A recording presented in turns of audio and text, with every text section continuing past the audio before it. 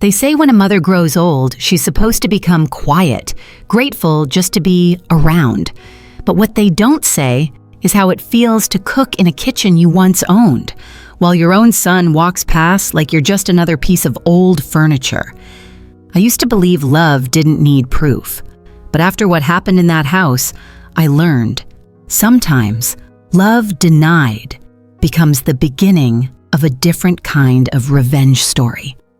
My name is Elaine Walker. I'm 76 years old, and until 6 months ago, I thought I had done everything right. After Richard, my husband of 49 years, passed away, I left behind the little white farmhouse we built together in southern Tennessee. That porch still had his hammer marks in the wood, and the swing he hung for our daughter creaked with memory.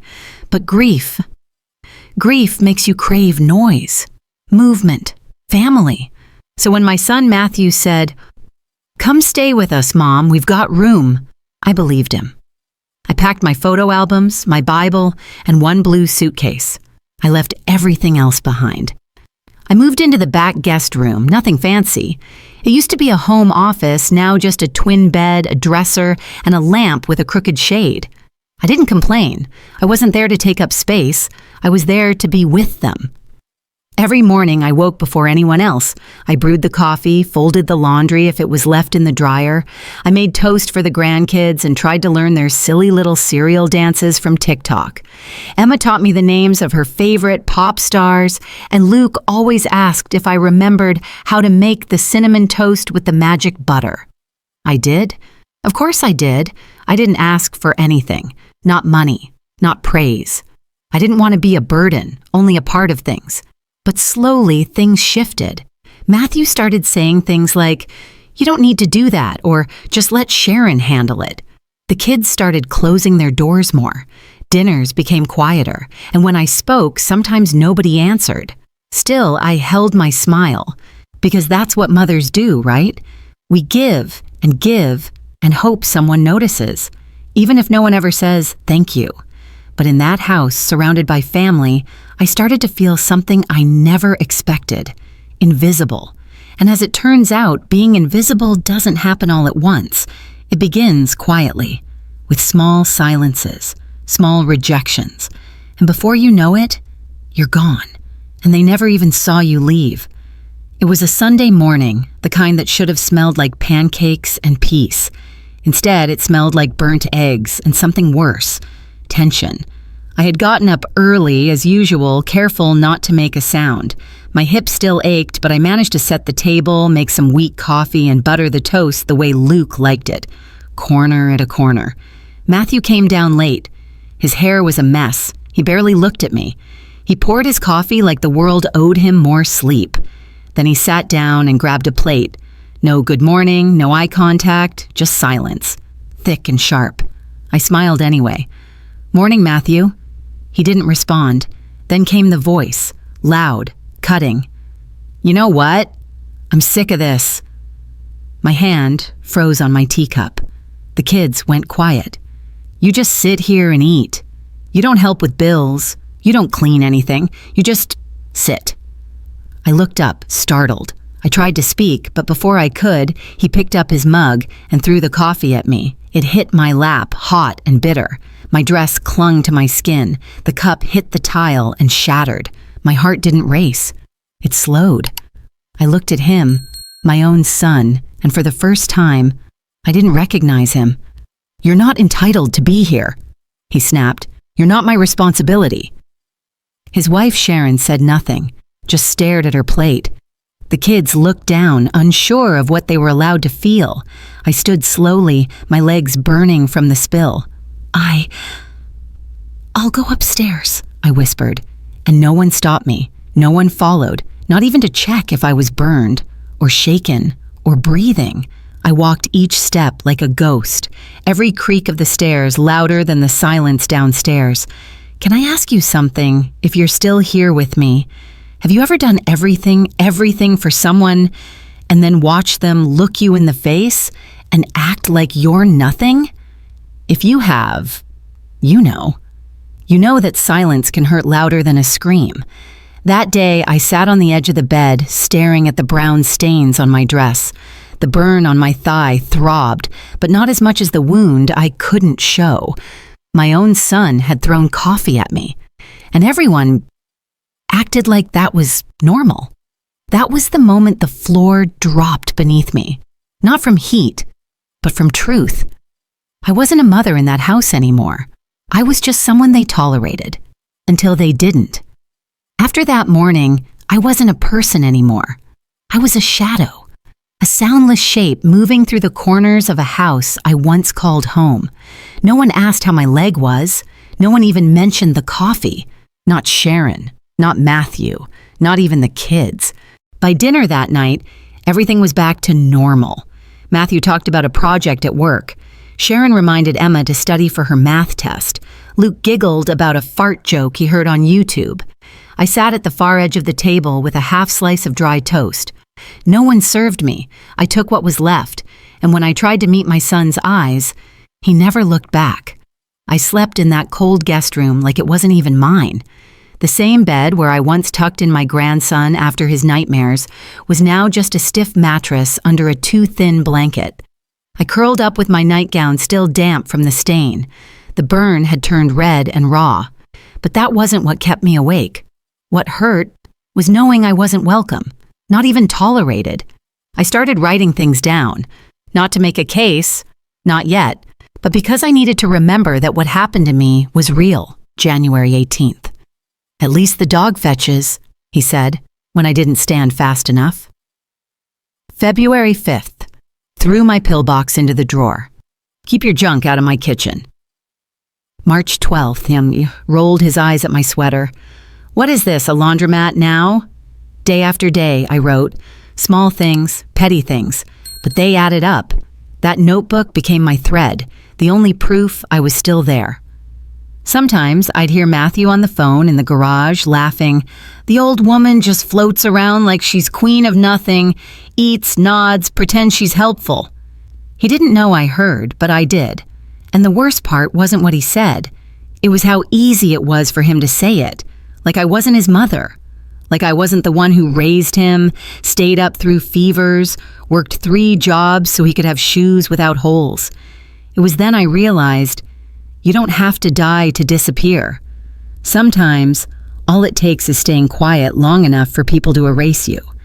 And that night, lying in bed, staring at the ceiling, I made a quiet promise to myself. If they were going to pretend I didn't exist, I'd give them a reason to remember. The night after I heard Matthew laughing about me on the phone, I didn't cry. I didn't write either. I just stared at the ceiling, letting his words echo. The old woman floats around like she's queen of nothing.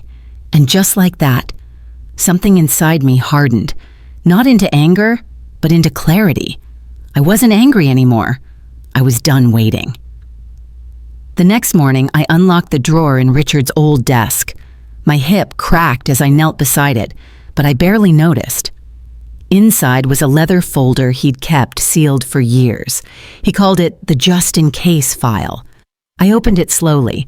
Inside, the original deed to the house, the transfer clause he had drawn up with his lawyer, and a faded sticky note in Richard's handwriting.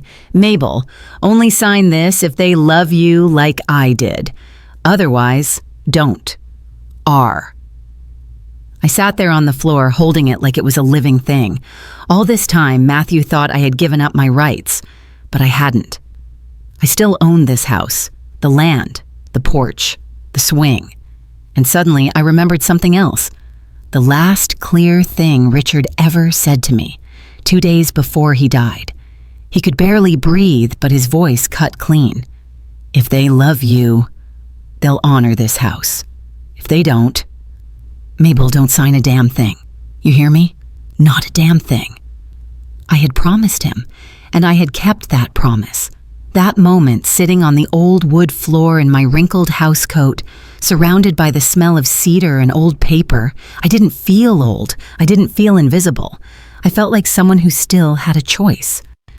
That night, after dinner, after another meal where no one asked if I was okay, I searched the kitchen drawer for an envelope. I labeled it Elaine Walker, title deed. Then I tucked it into my purse. Not out of spite, Not out of revenge, but because something had shifted. I wasn't going to fade away anymore. I wasn't going to ask for permission to exist. I had been silent too long, and silence was no longer love. Silence was survival. Thursday afternoon, a beige SUV pulled up just past the tree line. Two people stepped out, one woman in a vest with a Nature Trust logo and a man holding a clipboard. I met them at the back fence in my gardening gloves and an old sun hat. I smiled like I'd done 1,000 times before, only this time I meant it. "Y'all here for the land?" The woman nodded. "We're evaluating properties for conservation. You must be Elaine?" I paused. "Let's just say, I'm the caretaker. The real owners are asleep. We won't be bothered." I led them through the fields Richard once tilled by hand. The soil was rich, the trees old, the stream still clear like the day we moved in. They took notes, photos, whispered to each other. Then the woman turned to me and said, "We're very interested. If you have authority, we'd love to make you an offer." I smiled, quiet, steady. "I do." 2 days later, the email came in, $892,000. Fair, clean, more than enough. I printed the documents. I sat at Richard's desk and signed, hand shaking just a little, not from doubt, but from power. That night, while Matthew was in the living room watching television like nothing had happened, and Sharon scrolled through her phone in the kitchen, I packed a single suitcase, my locket, Richard's handkerchief, the leather deed folder, one photo of Emma and Luke, back when they still ran to hug me, and a notebook full of things no one else ever saw. I didn't slam doors. I didn't announce anything. I just zipped the suitcase and looked around one last time. This house, they thought it was theirs, but it had always been mine, not just in paper, in love, in memory, in roots. They had forgotten that, but I hadn't. The next morning, before sunrise, I walked out the front door with my purse over my shoulder and the weight finally off my chest. The land? No longer theirs. Soon it would belong to something greater, to women like me, to those called burdens and the ones who erased us. They were about to learn. We don't vanish. We rise. Quietly. Completely. At exactly 10:07 a.m. on a Monday, the knock came. 2 county officers stood at the front door with a man in a blazer carrying a folder from the Conservation Trust. Matthew opened the door, coffee in one hand, frustration already on his face. "Yeah, what's this about?" The officer cleared his throat. "We're here to inform you this property has been legally transferred. You are now considered tenants without contract or right of residence. You have 48 hours to vacate." Matthew blinked, like the words hadn't made it all the way in. "What? No, this is our home. My mother lived here, but she—" "Never signed the transfer," the man interrupted. "Elaine Walker retained sole ownership. The deed is clear. The house and land now belong to the Tennessee Land and Conservation Trust." Sharon appeared behind him, barefoot, shaking. "There must be a mistake. She would have told us," but there was no mistake. And just as panic settled in, a car door shut from down the driveway. I stepped out in my navy coat, holding the signed documents like a folded flag. They saw me. Really saw me. Maybe for the first time in years. Sharon gasped. Matthew looked like he'd been hit by thunder. "Mom, what did you do?" I didn't raise my voice. I didn't cry. "You said I just took up space," I said. "So I took that space back." Matthew took a step forward. "You can't just... This is our life." I looked at him squarely.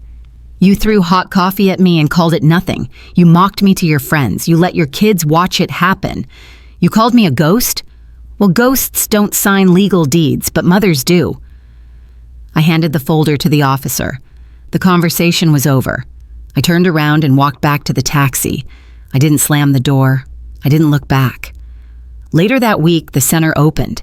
The plaque by the entrance read, "Elaine's Haven, a sanctuary for forgotten mothers, in honor of those who gave everything and were told they gave too much. There's no rage in me now, just air and light." I live in a small house with a quiet porch. There's a rocking chair, a garden full of lavender, and a guest room ready for any woman who needs it. Sometimes people still send letters. Sometimes they just write one line. "Thank you, I thought I was the only one." And that makes it all worth it. If you're still with me, I want to ask you something just between us. Have you ever felt like Elaine? Like you gave your life to someone only to be treated like you never mattered? If so, I hope this story reminded you, you still do matter. You always did. And maybe, just maybe, it's not too late to take your space back.